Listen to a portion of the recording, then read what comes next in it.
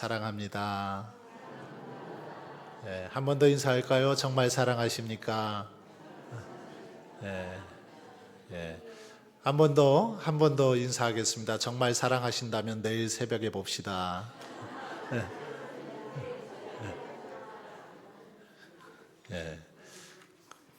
세 번째 인사는 잘 안 하시는 것 같아요.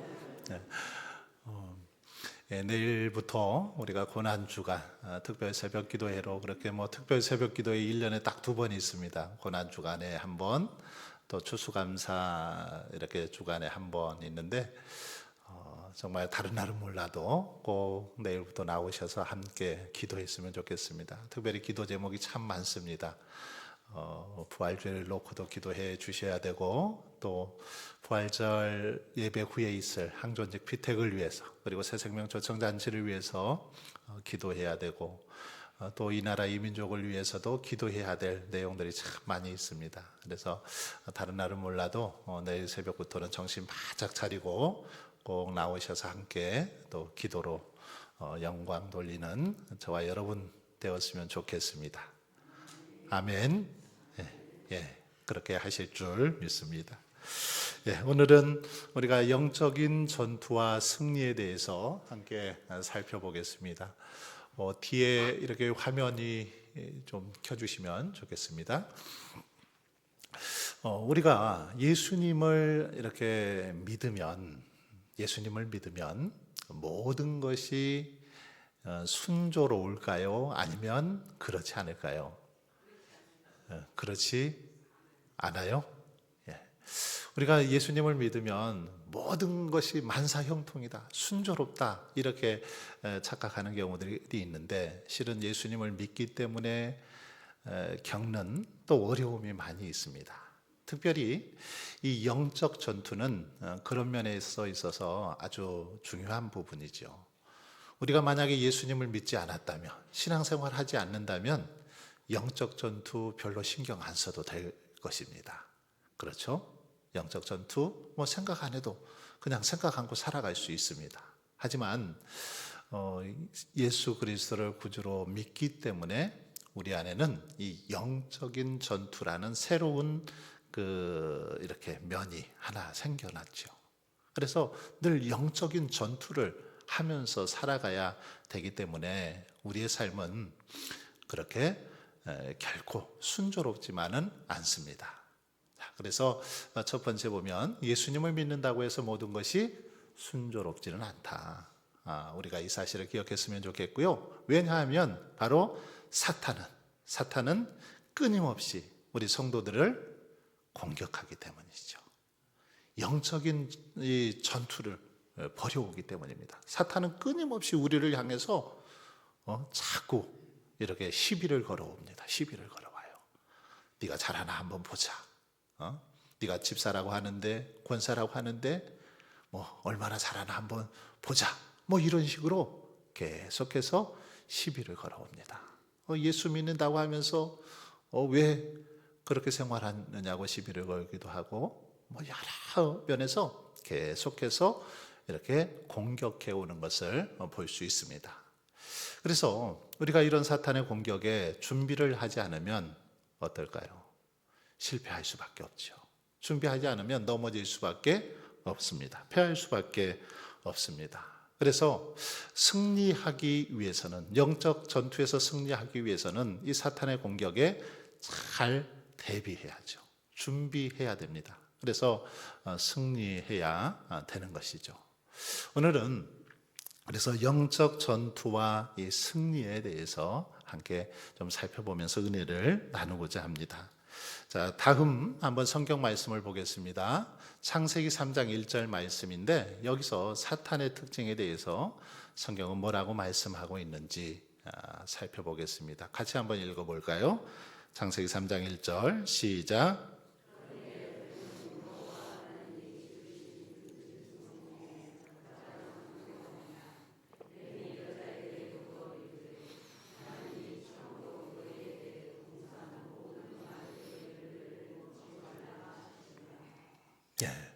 이 말씀 우리가 너무나도 잘 아는 말씀이죠. 창세기 3장 말씀. 이 뱀이 나오는데 이 뱀은 뭡니까? 바로 사탄을 상징하죠. 마귀를 상징합니다. 이 뱀이 아담과 하와를 유혹하고 있는데 이 사탄의 특징을 보시면 잘 나와 있습니다. 여호와 하나님이 지으신 들짐승 중에 가장 간교하니라 이렇게 말하고 있죠. 가장 간교하다. 이 뱀이 가장 간교했는데 여러분, 이 사탄은 정말 간교한 그런 존재입니다. 우리를 공격해오는, 우리와 싸우는 그 싸움의 대상인 사탄은 굉장히 간교한 그런 존재라는 것입니다. 그렇기 때문에 우리가 이 사탄의 공격에 이렇게 이겨내기 위해서는 우리가 그 이상이 되어야 되겠죠. 그 이상이 되지 않으면 질 수밖에 없습니다. 자, 그리고 여기 보시면 뭐라고 말하고 있습니까? 뱀이 여자에게 물어 이르되 하나님이 참으로 너희에게 그 동산 모든 나무의 열매를 먹지 말라 하시더냐 이렇게 말하고 있죠. 무슨 말입니까? 이 말은 거짓말을 지금 하고 있는 걸 볼 수 있습니다. 거짓말로 이렇게 꿰고 있죠. 사탄의 특징 가운데 하나는 거짓말을 굉장히 잘하더라는 거죠. 아주 능숙하게 거짓말을 잘합니다. 그래서 이 거짓말로 성도들을 유혹하죠. 아주 그냥 온갖 감언이설로 그렇게 성도들을 꿰고 유혹하는 것을 볼 수 있습니다. 오늘도 계속해서 죄를 짓도록 이 사탄은 우리에게 거짓말로 다가와서 유혹합니다. 거짓말로 계속해서 이렇게 범죄하도록 하더라는 거죠. 계속 어떤 세상적인 예를 들어 철학이나 가치관을 심어주면서 괜찮아. 세상 사람들 다 그렇게 하는데 너희들도 그렇게 해도 돼. 다른 사람들 다 이렇게 하잖아. 그러니까 너희들도 그렇게 해도 괜찮은 거야. 하면서 계속해서 유혹하고 있는 것을 볼 수 있습니다. 사탄의 특징, 많은 특징들이 있지만 간교하고 또 이렇게 죄를 짓도록 거짓말을 하는 그런 특징이 사탄의 중요한 특징 가운데 하나입니다. 그 다음 고린도후서 11장 14절 같이 한번 읽어보겠습니다. 시작.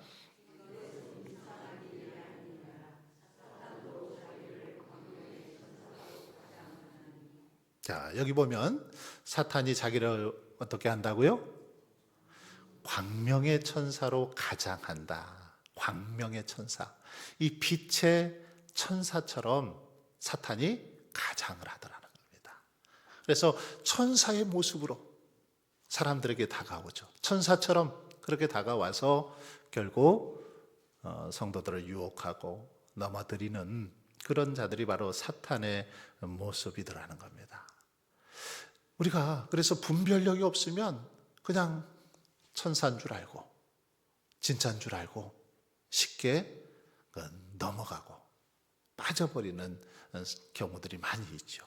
광명의 천사로 가장을 하더라. 변장을 하고 잘 꾸며가지고 그럴싸하게 다가와서 결국은 믿는 자들을 자기 수하로 만들어버리는 게 바로 이 사탄의 모습임을 볼 수 있습니다.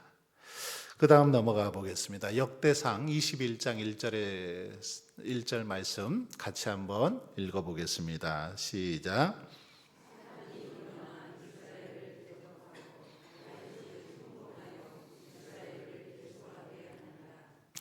자, 사탄이 일어나 이스라엘을 대적하고 다윗을 충동했다. 그래서 이스라엘을 계수하게 하니라. 무슨 말이냐면 사탄이 다윗의 마음을 충동질합니다. 다윗 성군이죠. 얼마나 하나님 마음에 합한 사람이었습니까? 하나님께 참 충성스러운 그런 왕이었는데 다윗의 마음에 사탄이 충동질을 했습니다. 어떤 충동질을 했냐면 이스라엘을 계수하게 했다. 인구 조사를 하게 했다라는 것입니다. 이스라엘의 인구, 특별히 인구 조사에는 이 군인들의 숫자, 20대 이상의 남자들 수를 이렇게 헤아리지 않습니까? 이것은 얼마나 이제 자기 지금 이스라엘이 군사력이 대단한가, 얼마나 많은 군인들이 있는가, 뭐 이것을 다윗이 한번 계수해 보고 싶은 욕구가 있었습니다. 욕구를 이렇게 불어넣었죠.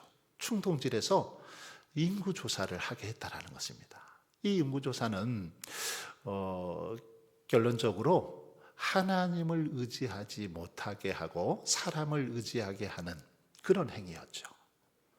다윗이 하나님만 전적으로 바라보고 하나님을 의지했어야 되는데 이 인구 조사를 통해서 자신이 이룬 업적들, 그리고 자기 나라가 얼마나 부강한지 이걸 통해서 힘자랑을 한번 해보고 싶었던 거죠.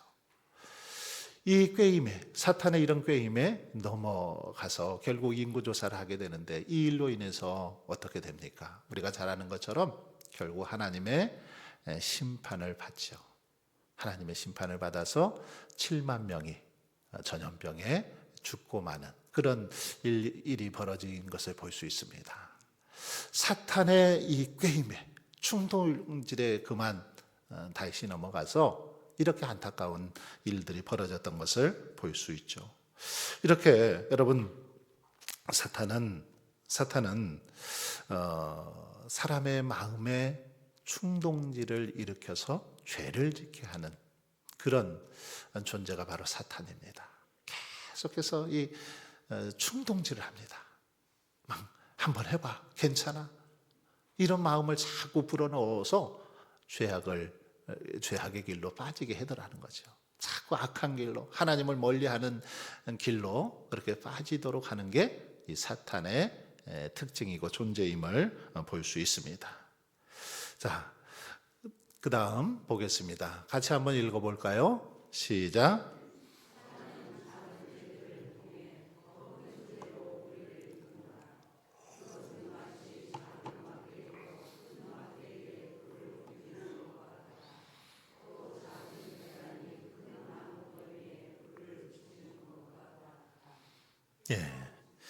예, 토머스 멘튼이라는 영국 청교도 목사가 한 말인데, 이 사탄은 작은 죄들을 통해 더 큰 죄로 우리를 이끕니다.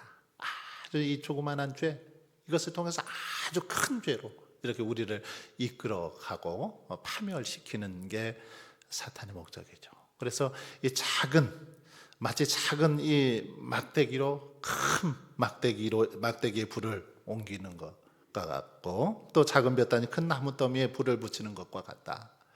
우리가 지난번 정말 화재로 인해서 우리나라 이 경북 쪽에 얼마나 많은 이 산이 다 타버렸습니까? 다 타버렸고, 또 수많은 지금 이재민들이 이렇게 발생했는데, 작은 불씨 하나죠. 작은 불씨 하나가 그냥 정말 엄청난 피해를 입히게 됐습니다. 그런데 바로 이 사탄도 이와 같더라는, 우리 안에 있는 작은 죄, 이 작은 죄들을 통해서 더 큰 죄로 우리를 이끌어 가더라는 겁니다. 그래서 작은 거에 하나 넘어지면 어떨까요? 결국 다 끝내는 다 넘어지게 되어 있습니다. 그러니까 사탄에게는 틈을 주지 말아야 됩니다. 기회를 주지 말아야 됩니다. 넘어지지 않도록 작은 틈이라도 이렇게 주면 그 틈을 통해서 막 사탄이 공격해 들어오고 우리를 집어삼키기 때문에 아주 작은 것이라도 결코 틈을 주지 않도록 그렇게 노력해야 될 것을 말씀하고 있습니다. 그 다음 넘겨보겠습니다. 마귀에게 속아서 죄를 짓지 않기 위해서 우리가 어떻게 해야 되는지 야고보서 4장 7절 말씀 같이 읽겠습니다. 시작.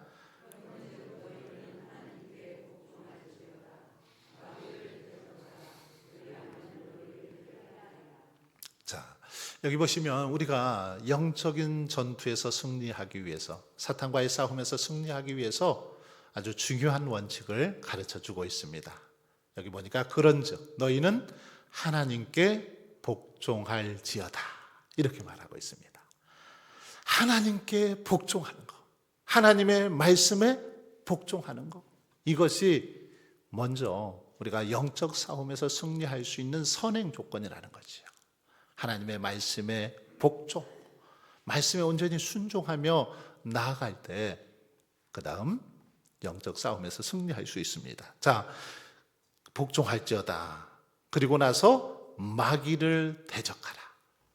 복종할지어다 한 다음에 마귀를 대적하라 이렇게 말하죠. 하나님께 복종하고 그리고 나서 마귀를 대적할 때 어떻게 해요? 그럴 때 마귀가 우리를 피하게 되더라는 거죠. 그리하면 너희를 피하리라. 우리가 하나님께 온전히 복종하고 정말 마귀를 대적할 때 마귀는 우리가 무서워서 피합니다. 왜요? 우리가 무서운 것이 아니라 우리와 함께 하시는 하나님이 무섭기 때문에 피하는 거죠. 우리와 함께 하시는 하나님의 능력이 위대하기 때문에 마귀는 우리를 피할 수밖에 없고 도망칠 수밖에 없더라는 것입니다. 자, 중요한 것은 먼저 하나님께 우리가 먼저 복종하는 게 중요합니다. 말씀에 복종하고 명령에 복종할 때, 그럴 때 이제 우리는 하나님의 능력을 덧입어서 마귀를 대적할 수 있고 승리할 수 있기 때문입니다. 그 다음 보겠습니다. 베드로전서 5장 9절 말씀 같이 읽습니다. 시작.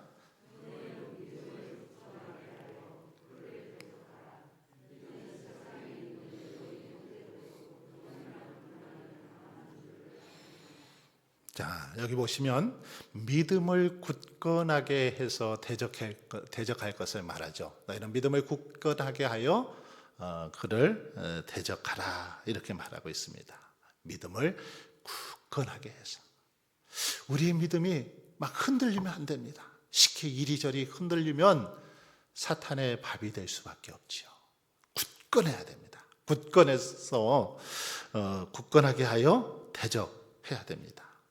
특별히 뒤에 보면 이는 세상에 있는 너희 형제들도 동일한 고난을 당하는 줄 알미라. 무슨 말입니까? 이 말은 우리랑 같이 살아가고 있는 모든 사람들도 또 모든 성도들도 우리처럼 동일한 고난을 겪고 있다라는 것입니다. 이 세상에 있는 모든 사람들 다 동일한 고난을 그렇게 겪고 있는데 나 혼자만 고난당한 것이 아니라는 거죠. 그러나 그들이 믿음으로 이겨내는 것은 그 영적 싸움에서 승리하는 것은 믿음으로 저들이 굳게 섰기 때문에 이겨낸다. 그러니 너희들도 믿음을 굳건하게 하라. 지금 그렇게 말씀하고 있습니다. 특별히 베드로전서는 예수님의 재림을 소망하는 자들에게 주시는 그런 말씀이죠. 마지막 정말 박해 속에서 주님의 재림을 기다리는 성도들에게 주시는 아주 귀한 말씀이 베드로 전서입니다. 믿음을 굳건하게 하여 대적하라는 것입니다. 여러분, 정말 마지막 시대에 하나님께서 우리 주님께서도 믿음을 보겠느냐 말씀하시는데 갈수록 정말 믿음이 점점 더 약해져가는 그런 시대에 우리는 살아가고 있습니다. 믿음의 모습을 찾아보기 힘든 그런 시대 속에 살아가고 있습니다. 언제부턴가 너무 그냥 나태해져 버렸습니다.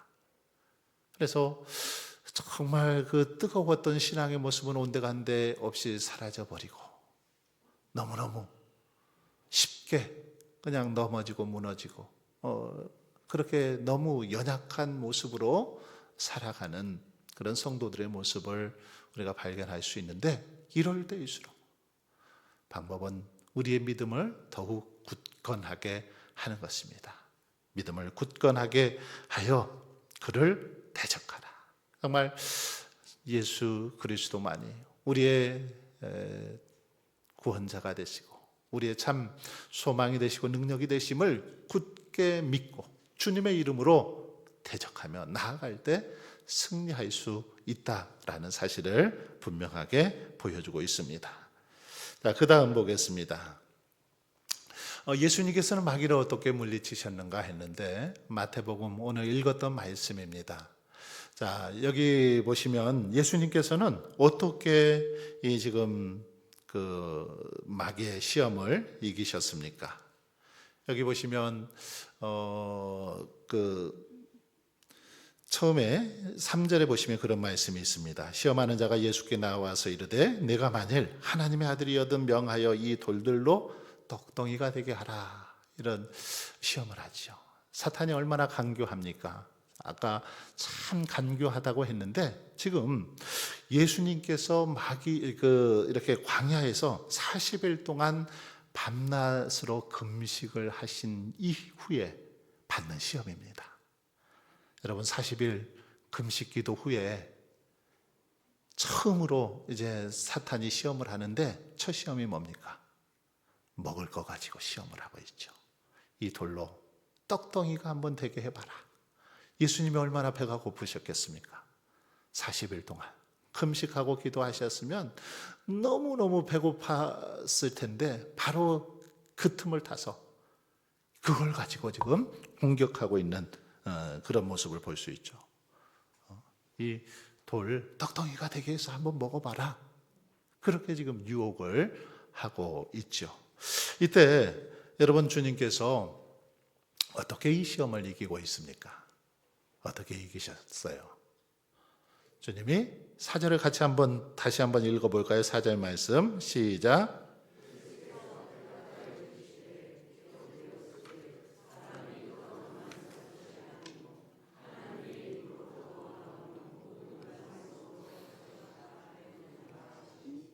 자, 예수님의 대답이 참 걸작이시죠. 대단하시지 않습니까? 사람이 떡으로만 살 것이 아니에요. 하나님의 입으로부터 나오는 모든 말씀으로 살 것이니라. 사탄은 아주 간교하게 지금 한번 이 돌덩이 떡되게 해서 한번 먹어보시오라고 했더니 예수님께서는 사람이 떡으로만 사는 게 아니다. 그러면서 하시는 말씀이 하나님의 입으로부터 나오는 모든 말씀으로 살 것이다. 결국 말씀으로 산다라는 사실을 가르쳐 주고 있는데 여러분, 자, 여기서 예수님이 사탄의 시험을 이기신 방법은 뭐였냐면 말씀이었습니다. 말씀. 특별히 사람이 떡으로만 살 것이 아니요 하나님의 입으로부터 나오는 말씀으로 산다. 이 말은 어디에 있는 말씀일까요?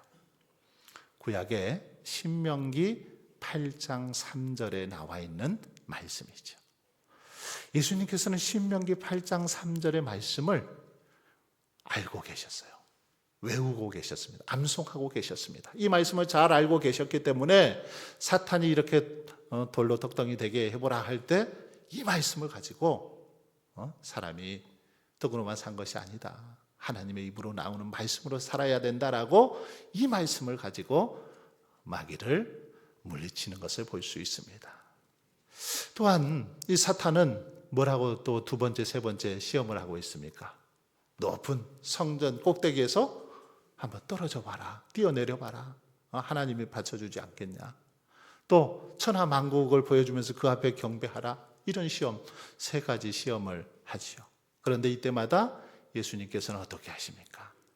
역시 말씀을 통해서 그 시험을 다 물리치고 계신 걸 볼 수 있습니다. 신명기 6장에 보면 그 주 너의 하나님을 시험하지 말라 이런 말씀이 있죠. 이 말씀을 가지고 예수님은 또 물리치죠.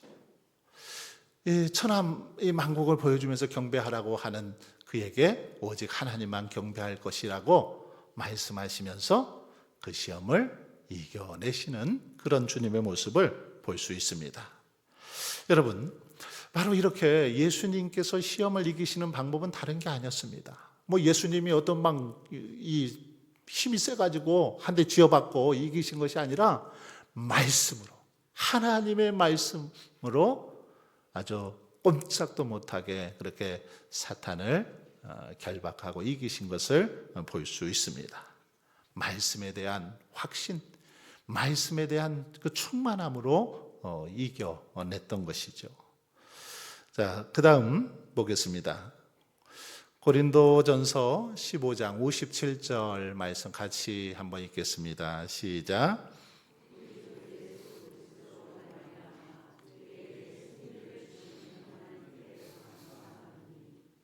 자, 여기 보시면 우리 주 예수 그리스도로 말미암아 우리에게 승리를 주시는 하나님께 감사한다. 이런 표현을 사도 바울이 하고 있는데, 승리를 주시는 하나님, 우리가 믿는 하나님은 어떤 분이시냐면 승리를 주시는 하나님이십니다. 이미 사탄의 권세를 깨뜨리시고 결박하시고 승리하신 하나님이 바로 우리 하나님이십니다.